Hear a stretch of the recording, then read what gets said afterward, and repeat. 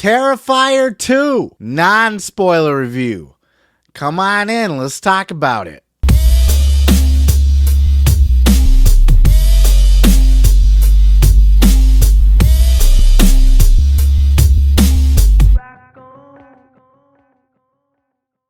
What's up, y'all? It's your boy, Seth Grimes, back here with another review.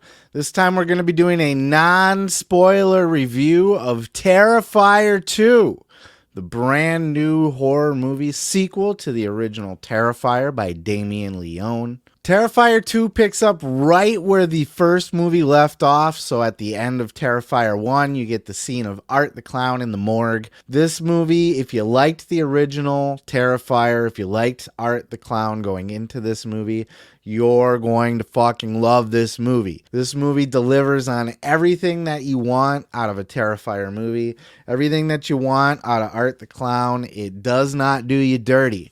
Doesn't water anything down. It does not hold anything back. This movie gives you Art the Clown in all of his brutality. All of the vicious, violent, brutal, gory death scenes from the original Terrifier. He not only brings that game back to Terrifier 2, but he definitely ups the ante and tries to go further and farther, even to the point where they made a concerted effort to try and rival the hacksaw scene from the first Terrifier, where the girl gets sawed in half down the middle. I'll leave it up to you when you watch it to decide if you feel like that it did indeed top the hacksaw scene in the original. Much like the kills in Terrifier 2, Art the Clown will bring what you know and love from the original Terrifier. Art the Clown is not watered down. You don't get a generic half-assed version of what you got in the first one. You get Art the Clown in all of his clowny glory. Everything that you loved about Art the Clown in the first Terrifier, you're going to get that and then some in this movie. Gore, violence, brutality, awesome kills, and just Art the Clown being a fucking hilarious madman.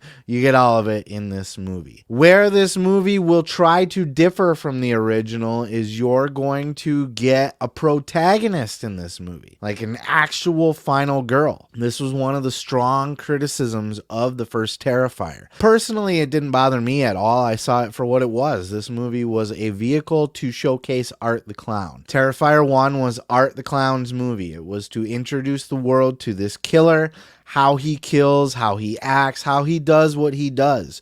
And you didn't need anything else in that movie. But a lot of people are really uptight and they wanted the story element to Art the Clown.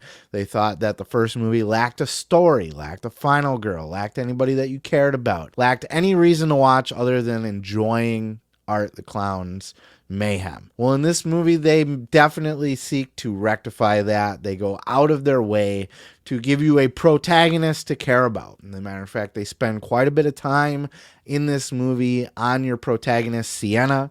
She is your final girl. That's not a spoiler. They've made no bones about that.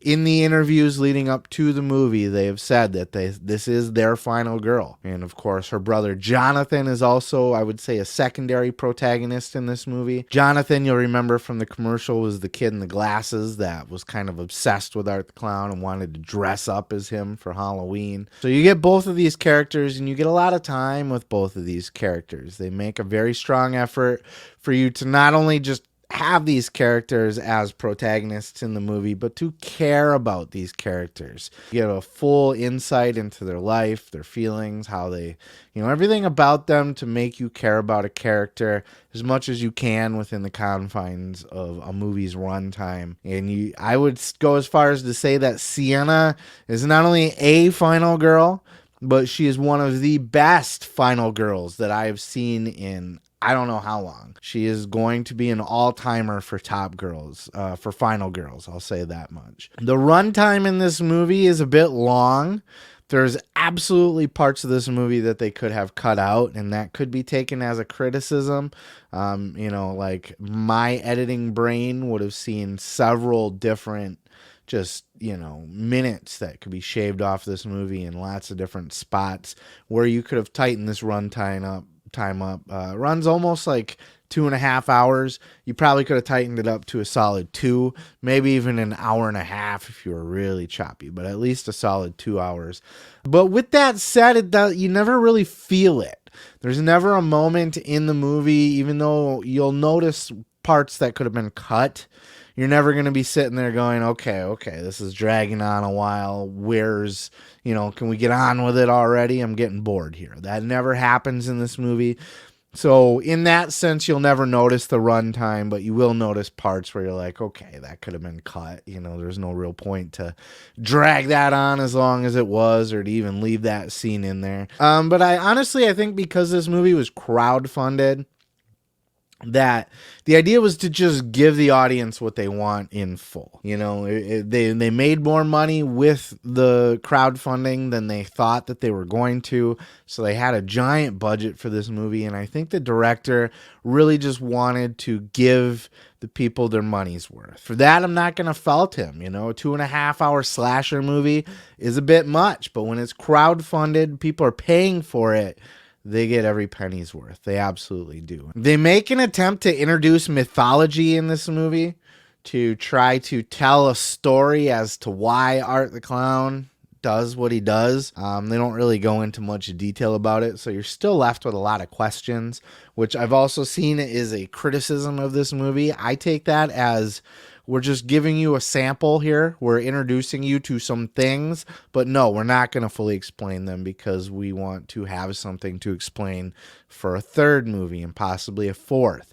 The director, Damien Leone, has already come out and said that he has at least one more Terrifier movie in him for a trilogy, if not a fourth. He said beyond that, maybe it'll start to get dragged out, and that's where we're going to start to get the Art the Clown in space and that kind of stuff. They're going to introduce mythology in this movie, and you're not going to get it fully explained, and you're going to walk away with questions. And I have seen people complain about this, that, they tried to introduce this, but it was never really fully explained. I saw it as not being fully explained on purpose because we want to leave more for you to explore in another movie. Tried to do some wonky shit in the third act that for me just didn't hit. Maybe it will for you. Everybody's going to kind of come into that a little bit differently. At least for me personally, it didn't work for me and they lost me just a little bit there, but it didn't ruin the movie. It wasn't so stupid that it's like, I don't care anymore or anything like that. For me, that was really the only thing that was amiss in this movie was just the explanation of the mythology. Just this introduction of this mythology that they try to give this to build a bigger story. And, I very much respect that they went there and that they tried to tell this story because, again, this was one of the biggest criticisms of the original Terrifier. And it shows that they're listening and that they're trying to tell a movie that the fans are going to love, that they're trying to make this the fans' movie.